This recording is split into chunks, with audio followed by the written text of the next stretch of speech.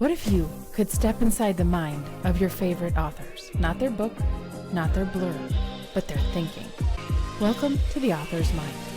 This is where fiction is dissected, decoded, and rebuilt from the inside out. With your host, Shiloh Creed. Each episode is a deep, honest conversation with working fiction authors. If you write, if you read, if stories matter to you, this is your place. Welcome to the author's mind. I am Shiloh Creed. So glad you are here today. We have an incredible interview. Teri M Brown was born in Athens, Greece as an Air Force brat. She grew up shaped by movement, resilience, and stories, which resonates with me really deeply because I had a similar growing up. She is now based in the North Carolina coast. She writes character-driven fiction that is rooted in identity, family, and moments in time where choice presses in really hard. Before turning to novels, she built an award-winning nonfiction career while homeschooling her 4 children, learning how real lives fracture, rebuild, and then endure. After leaving an emotionally abusive marriage in 2017, Teri stepped fully into fiction. She published historical novels known for tight timelines and high stakes, including Sunflowers Beneath the Snow, An Enemy Like Me, and Daughters of Green Mountain Gap. Her work reflects a life lived with intention. She crossed the U.S. on a tandem bike for charity in order to mentor women and youth. Her stories are incredible, her real life stories and her fiction stories. We are so glad to have you here today, Teri. Welcome to the Author's Mind. Thank you so much, Shiloh. When I hear that, it's kind of like, wow, is that me? That's awesome. I love that. I love that. And our lives really do shape our fiction. And that's something that I hear from so many of your readers is like character driven. So I want to ask you today, when you are creating a character, what is your process? Do you have a process? Is every character different? Yeah, all of my characters are very different, and they're kind of, this is going to sound crazy, they're kind of born in my head. Like all of a sudden one day there's this character and I don't know where they came from, and they're there and they have a name and they start chatting with me and telling me I've got this story to tell. And usually it's at an extremely inconvenient time in which I cannot deal with them at the moment because either I'm finishing up an old book or, I'm doing something else. And it's like, okay, shh, I've got you. Just, and in that period of time that I'm doing the other things before I can get to my next, work that I'm going to start, they're developing. And I'll have, I need medication probably. I have like conversations with them. I dream about them. I feel like I have breakfast with them every morning. They're there. They're just there. And every now and then they make noises and it's like, shh, I can't get to you yet. But then when it's time, like I finally finished up this project and now I'm open. It's like words just start, like I have to get to the computer and just start typing. In terms of like developing them, I just really try to make them as three-dimensional as possible. I think about me, and if I were in this situation, or if it wasn't me, if it was maybe someone that I know well that is so different from me. Like my mother and I see life from 2 completely different standpoints, like opposites. We're so different. So sometimes I think, okay, stand in mom's shoes. How does she see this? How does she feel? How does she react? Or I try to put myself into the shoes of a man, my husband, an engineer, someone who sees life so different from me. What do we see? What do we feel? And I often play the what if game in my mind. So in Sunflowers Beneath the Snow, I have a scene where a woman is very hungry. She's living in Ukraine during the time that the Soviet Union was, and she had no food and hadn't had food in days. So she's hungry. Well, I've never been that hungry. but I've been hungry. I know what hunger feels like, right? So I start out with, what do I know? Well, I know what hunger feels like. Okay. That's an afternoon of hunger. What would a day of hunger feel like? What would a week of hunger feel like? What am I willing to do when it's been 2 weeks? How far would I go? What would I do? Could I do? Should I do? And those are the kinds of questions I ask, and then I take my character there. That is incredible. I love the way that you think through those scenarios. And it's amazing as an author. We all have had experiences. Right. We've done things, and I know how this feels, and the ability to transfer that feeling over here. Well, I know how this feels, and you take it over here to something you haven't yet experienced, but you are good at like just moving those emotions over and imagining that. That is a really I've also done a lot of reading, and I think that helps because even though I've not experienced it as a character in a book, I've experienced even more things. So you can take those experiences that aren't even really yours, but that's what I hope. That's what I love about character-driven fiction is I want people to dive in and become one of the characters and experience life from that point of view, even if momentarily. Just to give you kind of a glimpse. And because of all the reading I've done, yeah, I've got Teri experiences, and then I've got, Teri as, Margaret, and Teri as, the King of England. I've got all of these Teris, right? And they're not my experiences, but yet I've kind of absorbed how are people reacting? How do people feel? The other thing is that I think we often assume that there's me and then there's everyone else. And really, we're all very much alike in so many ways. Love is love is love is love. And if you've experienced love, you can then extrapolate that experience and put it into different scenarios. If you've ever experienced a time when you were so angry that like your body was shaking and you can take that experience, even if it's for something you wouldn't be angry at. You know what that feels like. And so you can extrapolate that and stick it into this character because you know what that, when you're just so angry that your body is shaking and you don't even really have control over yourself anymore, you can put that in other characters. exactly. And it is really interesting to write characters Yeah. who are different than Yeah. yourself. Oh, yeah. I feel so a kindred spirit with you because I had been writing a novel. It was one of my rom-coms under a different pen name, and it's still one of my favorite books. We edit. How many times do we edit a book? Yeah. You read through it 21 times in a row. I still, even after the 22nd read, was like, this is one of my favorite books. So these characters were really near and dear to me. And I remember one morning at 5:30, I got up. I was, had my writing time early in the morning. So I got up and swung my legs off of the bed. And there was a table that didn't exist in my bedroom. And my character, Wasden, was sitting at the table. And I was like, I know, I'm right there with you on the people are going to think I'm crazy. Yeah. Okay, it's fine. But literally, he's sitting at this table and he has two piles of raisins. And he puts his hands over them and he turns over, it looks at me over his shoulder. He's like, don't eat these. And then he's gone. Poof. Now, I do not often have that sort of connection with a character, but literally I was like, Wasden, what are you doing with raisins? I had no idea. So I had to go figure out what he was doing with raisins. He was putting explosives in them. They're sticky. So he could put the two parts of the explosive in each pile of raisins and then smash them together and stick them on the wall. And it worked beautifully. And it was so Wasden.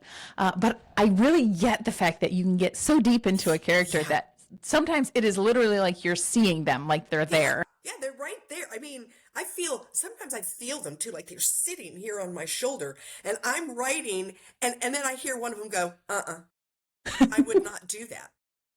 And it's like, yeah, but you're going to do that. So you're talking now to them, right? And they're like, well, I'm not going to do that. And then they step away and they refuse to participate.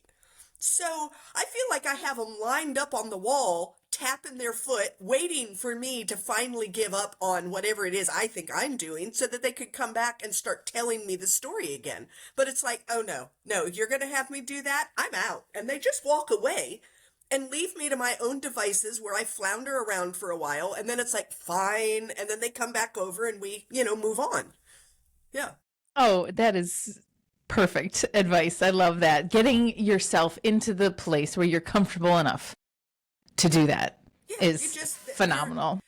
To me, my characters, the intellectual Teri who can step back and say, what is really going on?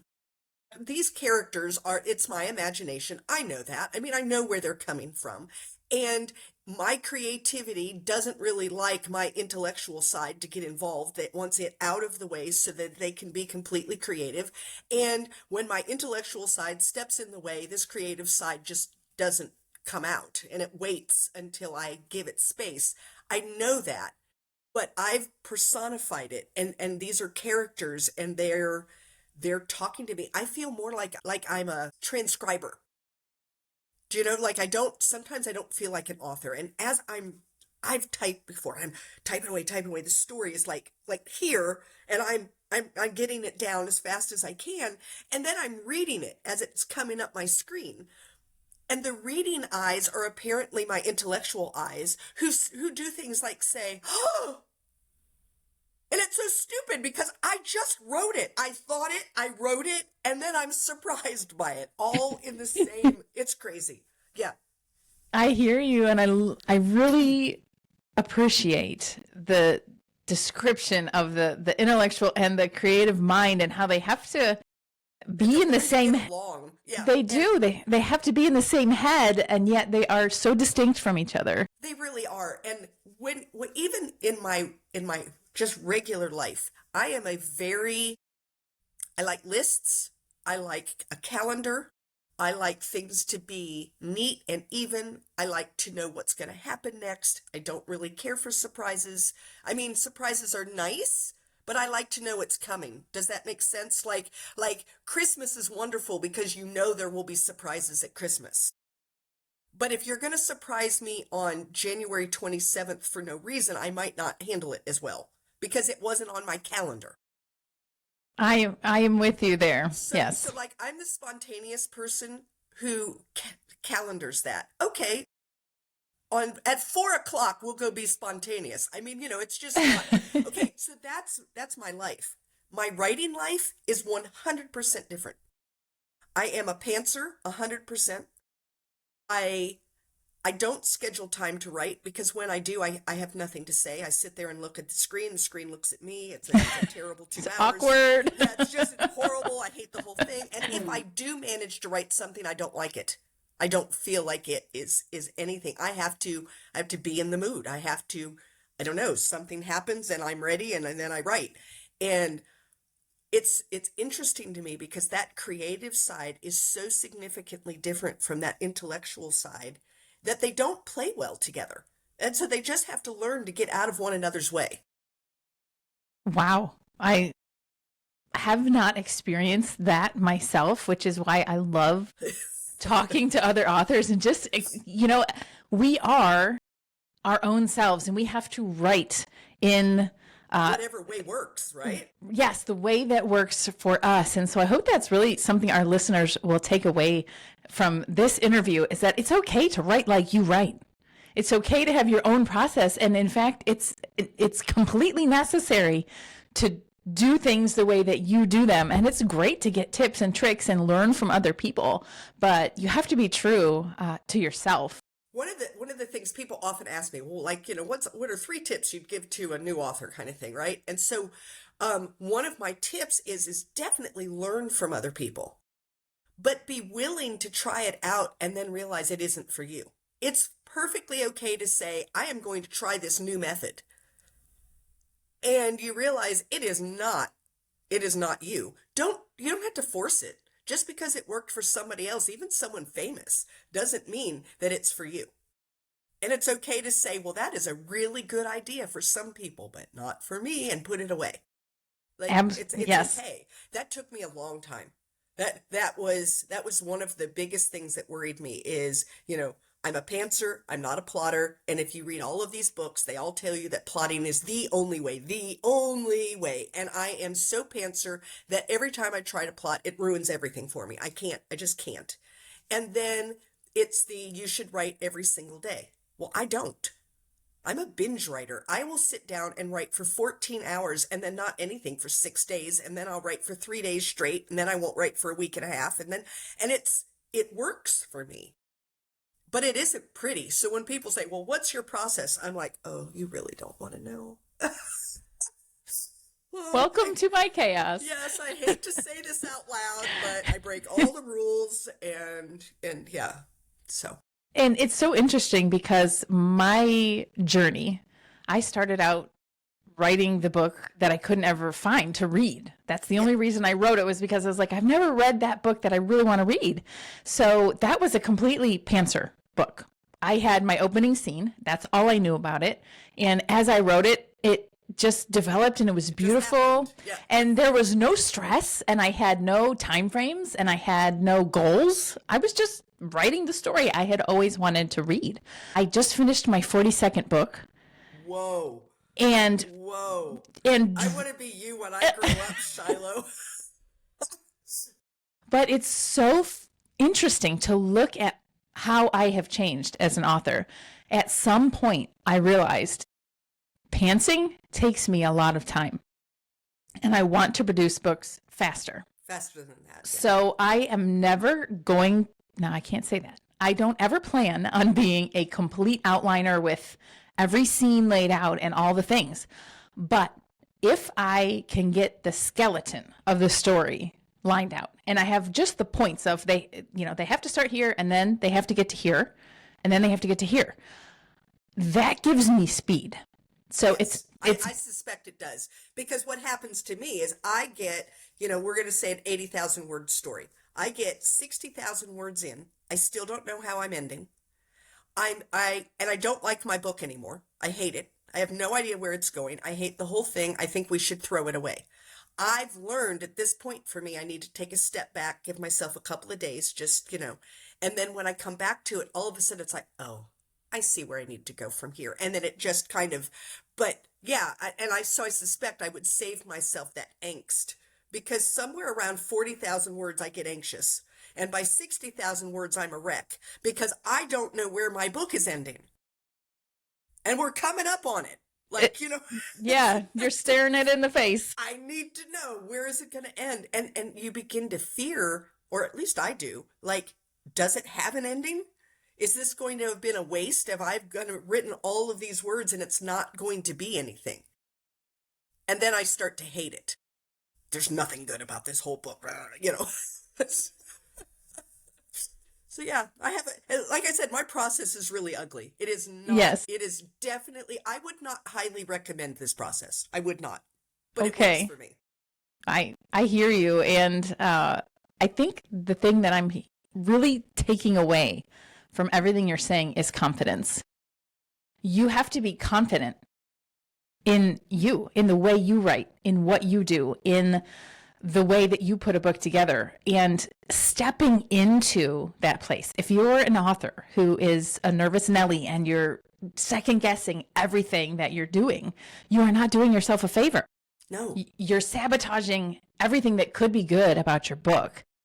So step into the confidence. Take hold of your story. It's your story. It's your story. Go for it. You Enjoy write it. Yeah. Yes, absolutely. And then for me, because of my process, I have a lot of editing that has to happen. I have a friend who does very detailed outlines, very detailed. She has 40 points that she goes along. She knows what each one is. She has them like out on a board, and she knows where she's going. And when she starts writing and finishes her first draft, it's more like maybe my third draft. But she does a lot of work in the beginning that I don't do. I think in the end, the timeline is probably similar, But her first draft, she could actually let someone read. My first draft, no one is ever looking at because it's a mighty mess, and I've got scribbles on pieces of paper that remind me you have to add this early on because you decided to do this. And now you have to foreshadow it somehow. So make sure you bring this up before chapter 12, that kind of thing. So I've got these notes because as I'm pantsing, it's like, oh, I could do this. But the only way for that to happen is if she's this. Exactly. And I didn't make her that, but I can, you know. So it's just ugly. The first draft is really, really, really bad. But it's not bad. It's almost an outline. I mean, it's not. It's way more wordy than that. Yes. It's got far more words than an outline, but now I have to go back and say, ooh, add this and put this and check here, and ooh, that needs to move over here, and all of those things. And then it's like, now I can start showing it to people. Yes. I call that sewing. Okay. I do the same thing in making notes for myself and saying, oh, wait, you got to go back and add this. And if it gets a star next to it, you better be like, you cannot miss going back and putting this in. It must go in. But I think of a book as like a tapestry where you don't want to have just brilliant colors on the entire thing, but you have to have those pops of colors. You have to have the light and the dark, and going back and sewing in those colorful threads. You can do that later. You can absolutely do that later. Yeah. And then my process when I'm doing so I've got my ugly first draft, and then I let it sit for about a week. I don't even look at it. I call it let it percolate. I just, it's just sitting over there. Sitting there. Then I read it, and I refuse to do anything on the document itself.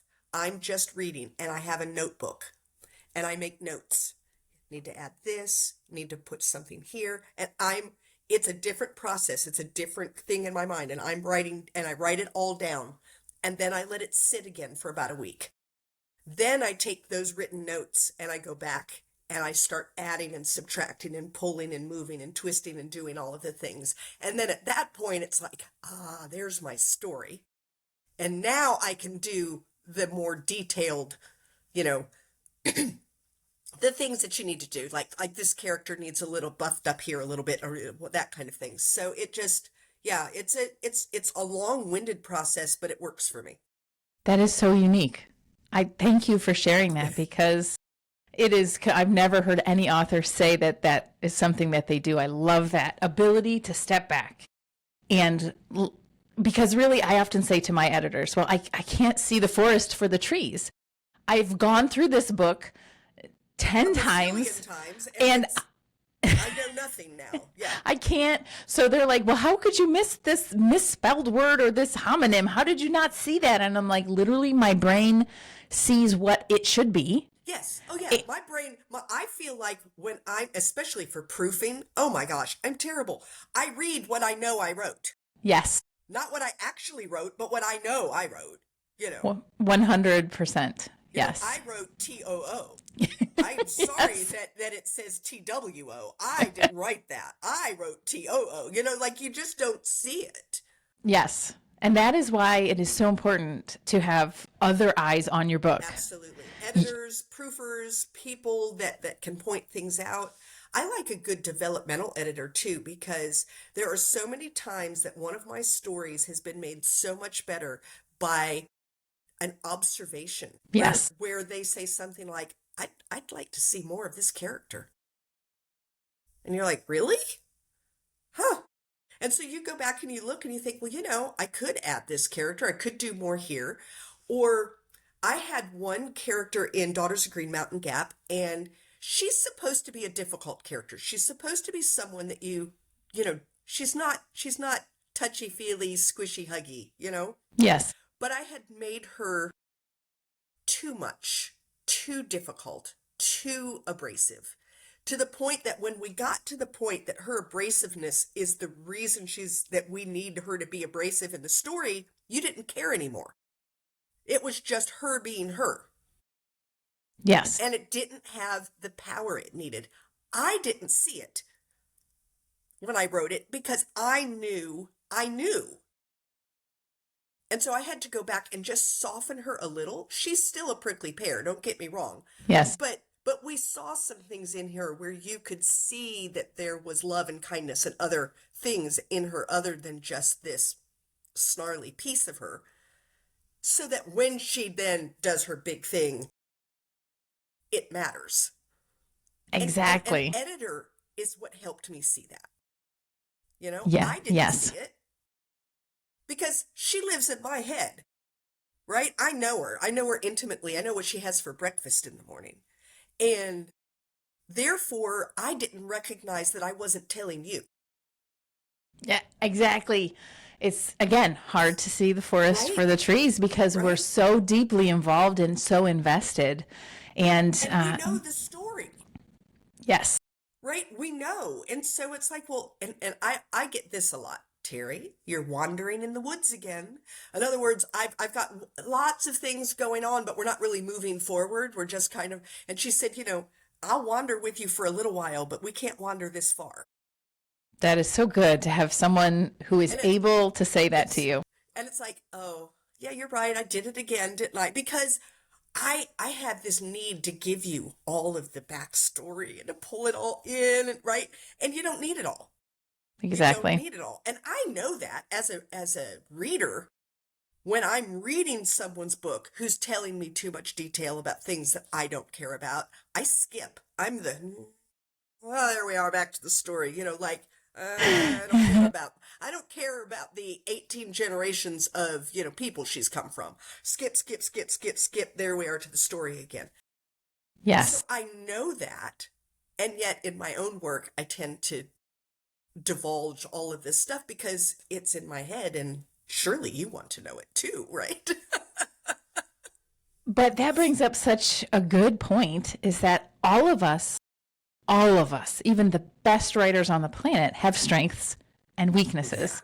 Oh yeah. And when you can do enough writing to get to know your weaknesses, then you take some steps forward to work on skills to Yes. bring that weakness, just to Exactly. make it a little bit better. The difference in your books is it's like percentages. It's not like adding, it's multiplying a difference. Absolutely. I am terrible at place. Like I can write a character, I can write a dialogue, I can write a dialogue, and you will feel as though you're having that conversation. To me, they feel very authentic. You can hear their tone of voice, everything. I do that really well. Where are they located? No idea. What do they look like? Who cares? Like I don't have any of it in there. And that's what happened in my very first novel. And my editor was like, Teri, this novel could literally be set anywhere. It And I said, wasn't grounded in and I place. said, okay. And she's like, no, it's not. No, So it's we not. need, you know, we need a little more detail. By the time I got to Daughters of Green Mountain Gap, my first draft, of course, was very much the way it is, but I knew to start looking at where can I add place? Wow. You know, And what a difference. where can I add it? And my editor, when she got it, was like, wow, this is wow. And it was like, yeah, it's because I listened to you the last two times. I finally have it. I understand that I don't do it naturally. Exactly. So I don't worry about it in the first draft. I don't get myself all distraught because it isn't going to happen in the first draft because that's not the way I'm thinking. But now that I'm in that editing space, which is a whole different scenario, then I can say, where does it need place? Where can I add something that makes you feel like you're standing in the Appalachian Mountains of North Carolina? Exactly. That is really, really beautiful advice. I ran an experiment once. I write the Campground Kids, which is middle grade national park adventures, the pen name C.R. Fulton. And I had a character in there who was a side character, not that important to the story. And I purposely left out almost all description of physical, like it was a boy. Yeah, that's And what you then, knew. Right. right. And then that's what the reader knew too. And then I went and asked kids who had read it. I said, what's he look like? Hey, that character, what does he look? And they gave me detailed, massive like descriptions. And I was like, I know for a fact you did not get that from me. That came from you. So it was a really interesting experiment to me because as writers, we're interacting with our readers in a really intimate, deep way. Yeah.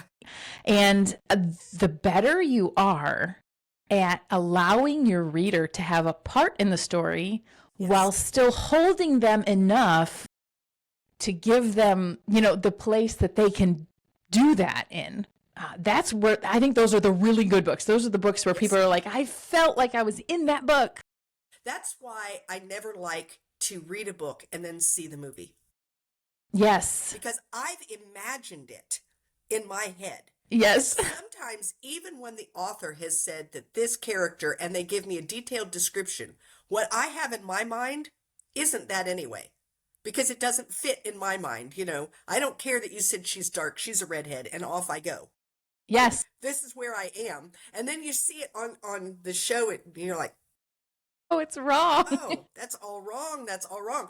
And so, yeah, I agree. I don't like reading the story that gives me 3 pages about the wallpaper in the dining room.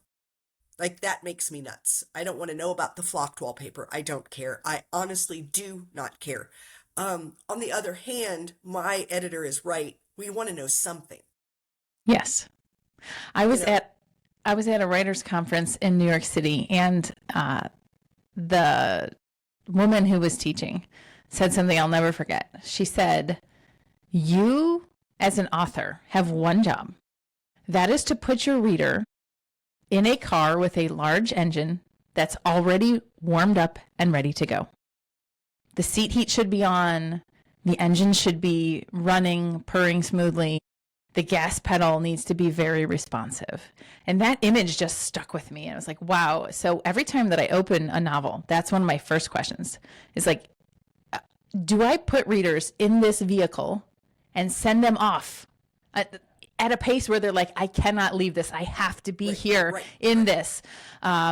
So like all the things we've talked about, really, they connect with this idea of creating a world where the reader puts themselves inside of it and they live there. And they live there. And I want them, I don't know how often it happens, but I want them, when it's over, to almost hold back reading the last few pages because they don't really want it to be over. I know I've done that with books where you're to the end. You've got the last chapter and it's like, no, please no. Yeah. I think I'm gonna go get dinner. I'm not gonna finish it quite yet. Like, I'm not ready to give up these characters, And yes. I don't know that I've achieved that status. I'm not saying that I have. I'm just saying that that's kind of the goal. That's the end goal in mind, is that you want them to have walked away and said, like, Maggie and I are now buds. Yes. So much so. All of this brings up a question in my mind. When I am writing, I often, I did it yesterday morning. I was writing a sentence and I think about my readers, and I think of a certain person that I know who is fun and gregarious and not detailed at all. And I think if she's reading this, what is she going to get out of this sentence? And then I have those other friends who are like super brainy, super technical, and they could get all the nuances and they would pull out 100 things that I didn't even know were in there, right? Yes, yeah. And so like I'm writing for both of these people. I'm writing for both of them so that they can both read it and get something out of it. Do you ever think like that? Where does that ever enter your head? For me, it doesn't. I tend to write, I don't know, I just write. It's like it's there and I write it. When I'm going through the editing, I guess I do look a little more at it's more for me, how does it feel? It's a feeling thing when I'm writing. And so when I'm reading it, I like to read it out loud. It's one of the ways that I check to see, because I like the way words flow and I like it to feel comfortable and to have kind of a rhythm that I can't explain. It's not, it's not iambic pentameter or something, but it feels right. And sometimes I'll read a sentence and I'll realize my mouth is like they're trying to get around those words, and it's, oh, that's not going to work.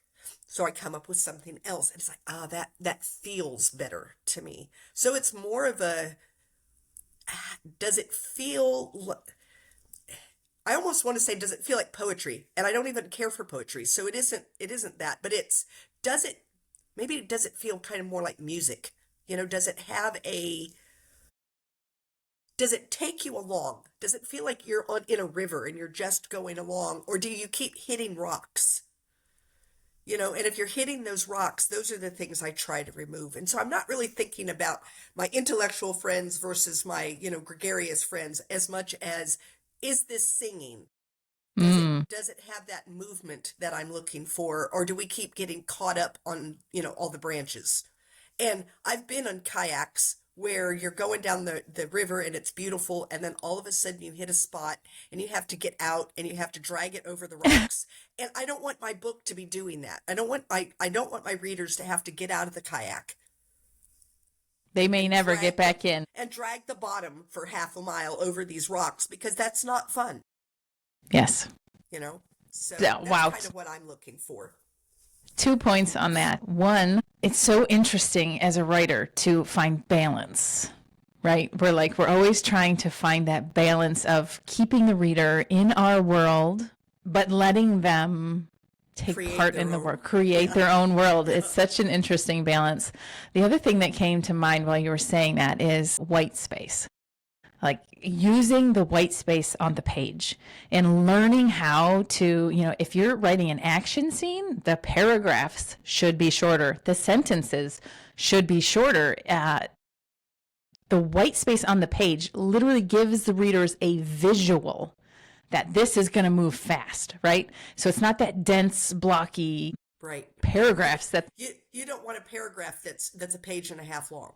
Right. So use the lyrical flow of your book with the actual paragraph length, with the sentence length. They should be able to literally see, like if you flipped through your print book, can you see where the book speeds up and where there's more peaceful sections? If you can't see that literally while you're flipping through, you might want to start incorporating that. Some novels on the opening page, that white space is what is going to hold readers there. Right. Sometimes it's like you write this great opening sentence and then there's a blank line and then one word, a blank line, and then you go on with your book. That one word, if it's done right, is enough to completely capture people. So an interesting tip there, which I've used a lot of times. Teri, we have covered a lot of ground. My goodness, I feel like this was just such an in-depth conversation. I absolutely love it. Let me ask you this, since I got to none of my questions for you today. I'm sorry. No, I love it. That's exactly why we do this, right? Who is your favorite character that you've ever written? So I've just finished a book. It's called Peg Unhinged. And Peg is a 50-year-old woman who is going through menopause, and she's unhinged, and I love her. I love her. I love her. I love her internal thoughts.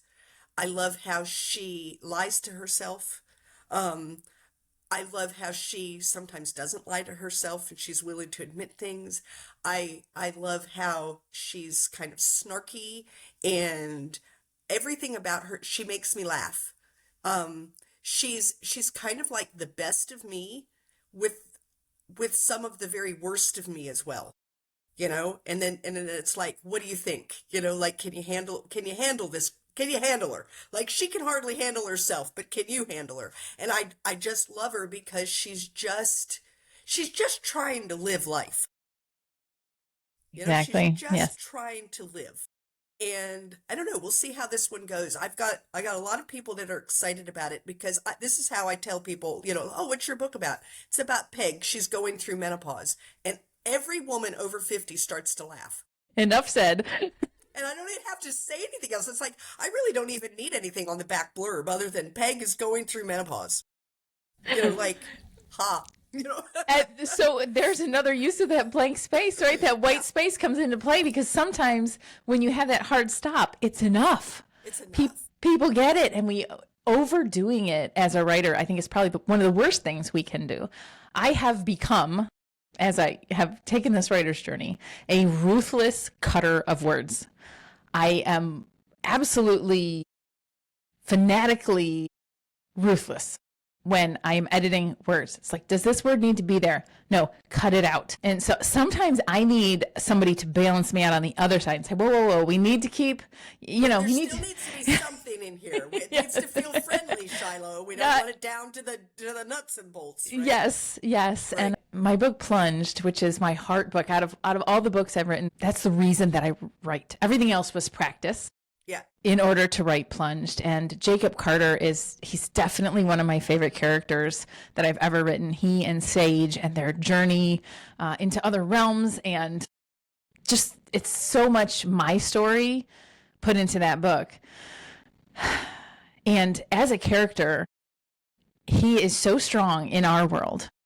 And then when he jumps into like the spiritual side of the world, he realizes how weak and atrophied he is. And so many readers have said they resonate with that so deeply, like, wow, I just see myself inside of Jacob Carter. So do you have anything to say to other authors who are trying to develop a character that readers are just immediately feel friendly toward? They feel like they know that character. I think that really often taking who you are, being honest, and then putting that into a character. I feel like all of my characters have me in it. It's either me as I used to be, me as I am now. Sometimes it's me as I wish I was. Sometimes maybe it's even me as I'm glad I'm not.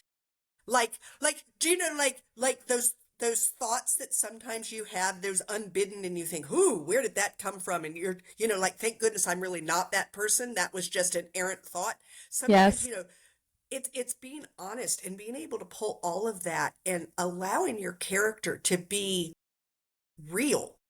And real people are not one thing. Very few people do you know that are all good.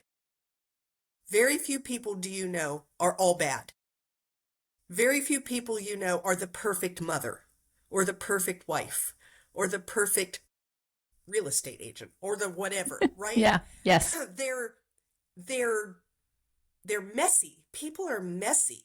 And I think that people resonate with characters who are like them. And they're like them because they're messy. They're not perfect.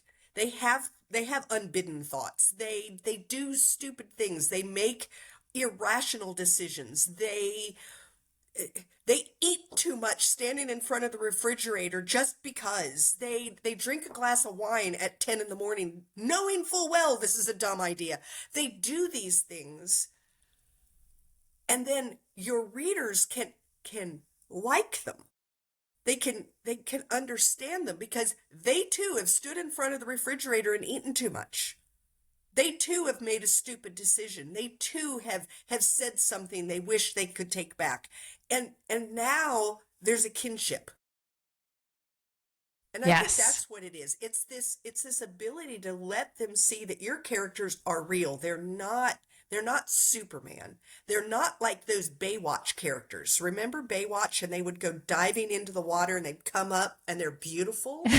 Okay, that's not me. I live at the beach. Here's me. I go running into the water. I get knee deep. I fall forward, right? Because all of a sudden I can't run anymore. And oops, I've fallen.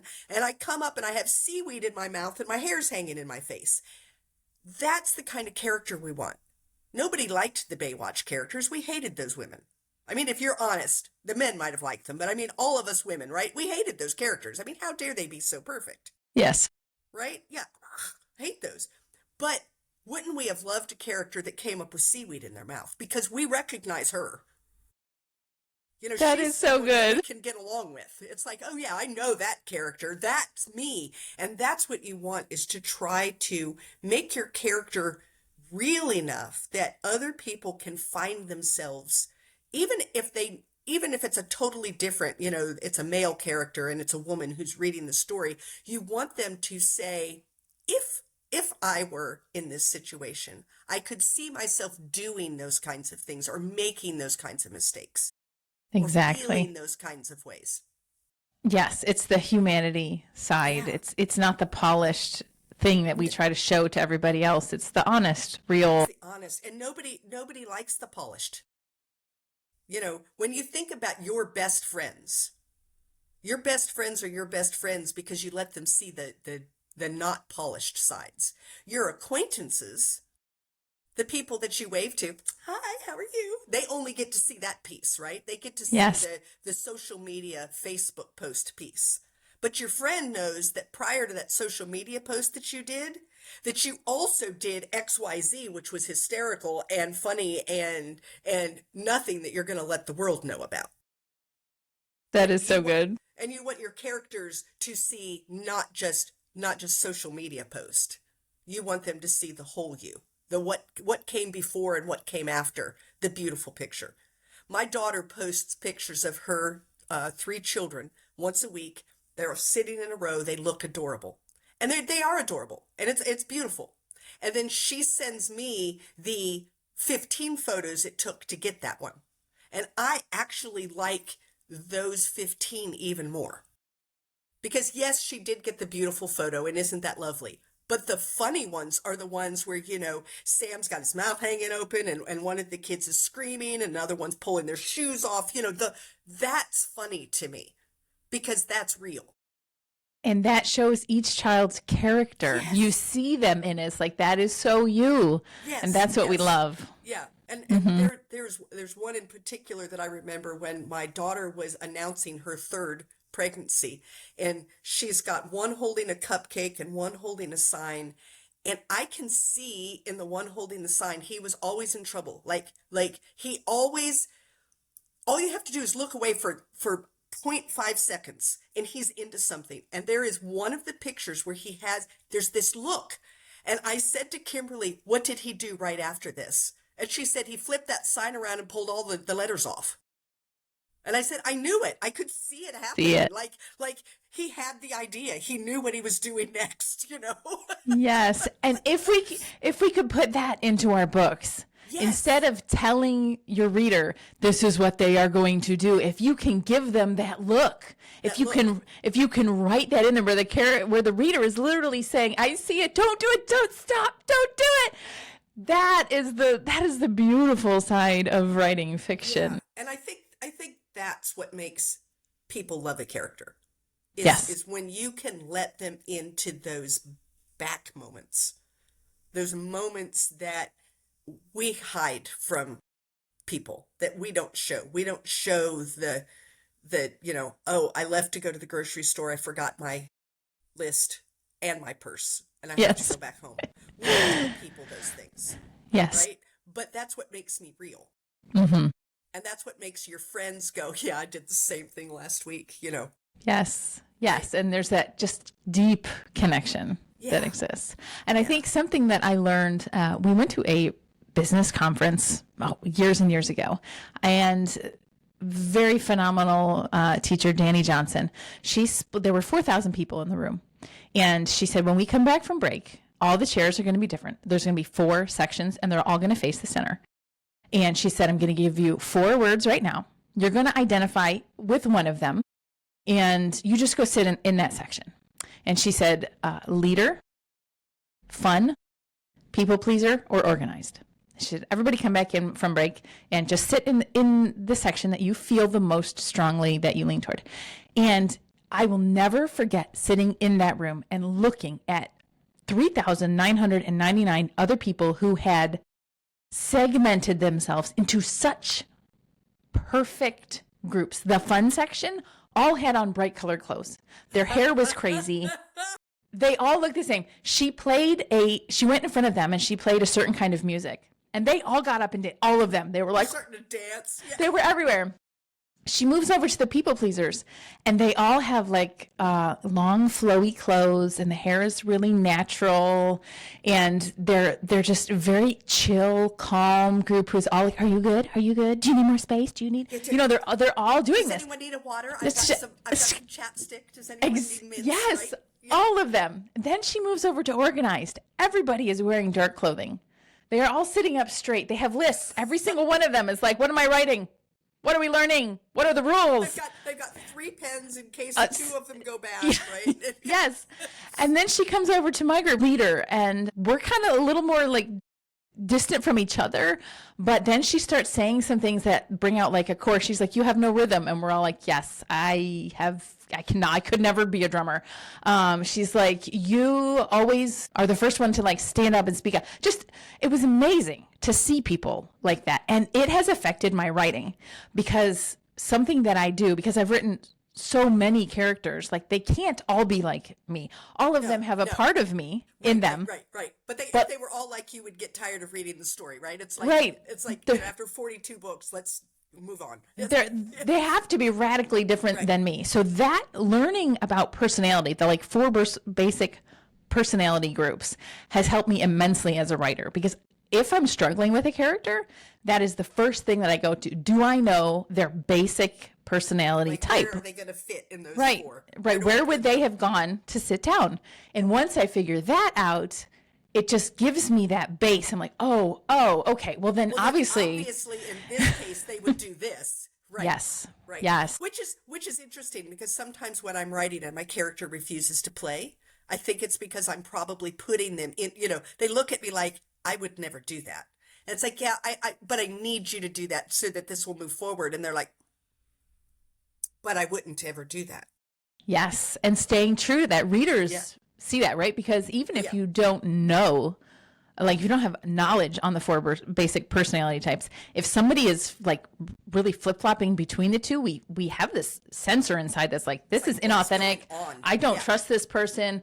And so having a reader not trust your character or feel that that character is inauthentic, or if you're getting feedback and people are saying, I just don't feel like this character is working, maybe you need to go back to like basic personality type. Yeah, no, I agree. I think that's it. I love that. I've not heard that before, and I like that idea. So I'm going to do a little more research on that as a way of helping me, because like I said, I have my characters. They let me know, but then I'm left floundering trying to figure out, okay, well, what would you do then? Yes. In this situation, and having some of that knowledge would probably be very beneficial. So. Yeah, it helps you move forward. It helps you just take that step of confidence and be like, well, I see who you are. At your core. And of course, we all overlap and we have different pieces and all the things. And anybody who's in the fun category could also go lead. We're not saying that just people who are fun can't be leaders. It isn't that, but it's that basic starting point. Start. Mm-hmm. Yes. It's so powerful. That starting point. Yeah, I love that. That's great. Really good. I have had a fantastic time talking to you. I feel like I've learned a lot, and really the focus on character is so beautiful. One last question for you, Teri. Okay. Oh. if you had character and plot on a scale, which one would be heavier? Character, 100%. 100%. I think for me, the plot is what helps shape my character and move my character so that you can see what the character's going to do. You have to have a plot. Don't get me wrong. It's not that it's all about character and a plot is nothing. But to me, if you don't have character, your plot is nothing. What is a plot going to do without a character? Right. And so to me, it's definitely weighted on the character side. Yes. And That's for me. I think that is an interesting equation, though, because there are a lot of thrillers, especially out there, that are plot. It's so plot heavy. It's very plot heavy. And they can work, but some of them are very forgettable, right? You read it and you're like, zoom, we went through this huge thing and wow. But then it's like a commercial, and a Super Bowl commercial, and you're like, it was so funny. And they're like, what was it for? And you're like, I don't know. No idea. Right? Like there were bears and a horse. It made me laugh, but I could not go and buy that product because I don't know what it is. Right. So there is that balance of finding characters who make a plot come alive. Yeah. And that is, I think those are some of my favorite stories for sure. And I think the reason that I'm as character driven as I am is because when I choose a book, I prefer a good, strong character. Like, people say, what genre do you like? I like a lot of genres, but I want a good character. So for instance, I've learned I don't care for high fantasy because it's too much about the world. The world, yes. And I don't care enough about the world to let me read through the first 3 books before we finally care about the character. Like, it doesn't do anything for me. I'm not saying that those books are bad. I'm saying they're not for me. And so knowing how character driven I am as a reader, it just only makes sense that I would be that character driven as an author as well. I have to be careful though, because I'm so character driven. Sometimes it's too much about the character. And I do have to remember they have to be doing something. They have to Yes. be going somewhere. Stop wandering in the woods, Teri. I mean, that, I do have that issue, but I know that. And so I keep that in mind now of okay, this is a great character and you can tell all of these stories, but not up front. We need to let the reader know why they care about this character before you tell them all the backstory. Yes. Yes. Okay, I got it. I got it. So, man, I have had a great time getting to know you, Teri. I appreciate you coming on the Author's Mind today. It has been an amazing conversation. To you authors who are listening, go be bold and confident in the way that you write, in who you are, and in your path forward, because it's going to accelerate your writing career. That confidence is going to come off in every single word that you write. Thank you for being here with us today on The Author's Mind. Subscribe for more. Keep up with us and let us know. I want to know if you have an author that you want to hear from. Do you have a favorite that you would like to see interviewed here? Let me know in the comments. If you have specific questions, like if you're like, oh, man, I'm really struggling with pacing, let me know. I would love to hear that. And we will find some authors who are really strong on that subject. So thanks, everyone, for listening today. I had a great time with you, Teri. Thanks for being on. Thanks for having me.